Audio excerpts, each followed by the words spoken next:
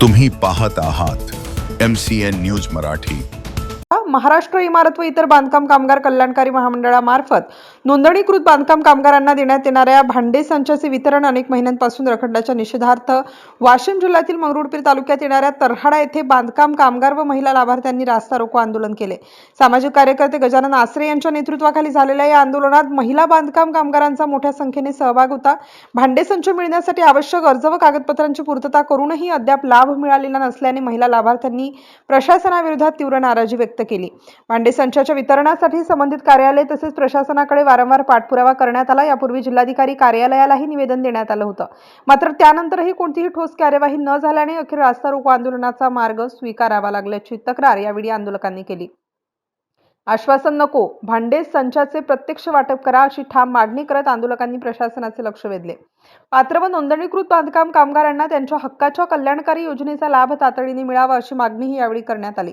दरम्यान भांडे संचाचे वितरण तातडीने सुरू न झाल्यास वाशिम जिल्हाधिकारी कार्यालयावर तसेच संबंधित लोकप्रतिनिधींच्या निवासस्थानावर मोठा मोर्चा काढण्यात येणार असल्याचा इशारा सुद्धा आंदोलकांनी दिला आहे। या आंदोलनानंतर प्रशासन भांडे संचाच्या वितरणाबाबत कोणता निर्णय घेते याकडे जिल्ह्यातील बांधकाम कामगारांचे लक्ष लागले आहे। MCN न्यूज मराठी करिता विश्वास कुटे, वाशिम। आज आम्ही तरहाडा येथे आलेलो आहोत। आज संभाजीनगर ते नागपूर हायवे रोडवर रस्ता रोको आंदोलन आहे। ते कशासाठी आहे आपण जाणून घेऊया।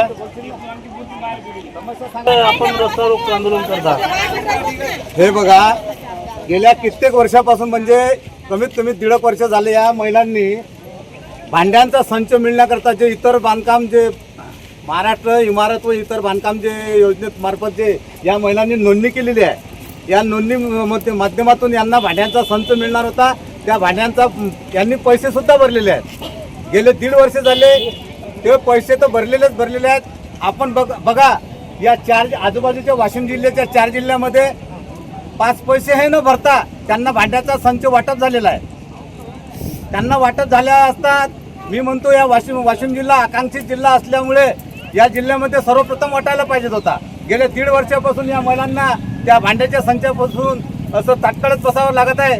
माझी शासनाला आणि प्रशासनाला एकच विनंती आहे की त्यांनी शक्य तितक्या लवकर यांचा वाटप करावा आणि या महिलांना न्याय मिळवून द्यावा, हीच आमची या महिलांमार्फत आणि गावकऱ्यांमार्फत आमची शासनाला विनंती आहे।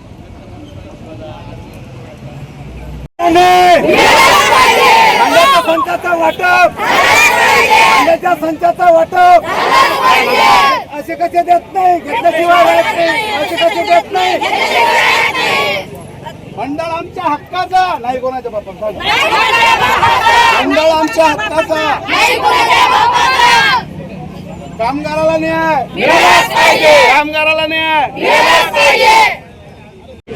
माझं मत हेच आहे की आमच्या गावातली भांडे भेटले नाही, काही जणांना भेटले पण काही जणांना भेटले नाही आणि पैसे भरून बी भांडे नाही देऊ शकत तुम्ही। मग अर्ध्या लोकांनी काय दिले तुम्ही, बाकीच्या लोकांनी काय नाही दिले? सर्व सगट मगट द्या ना तुम्ही।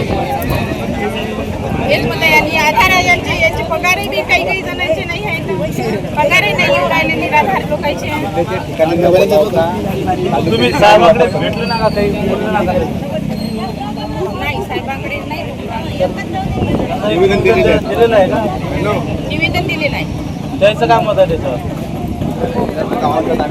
ते म्हणतात बघून पुढच्या पुढेच नोकून राहिले पण ते काही निर्णय पद्धतशीर लावून नाही राहिले।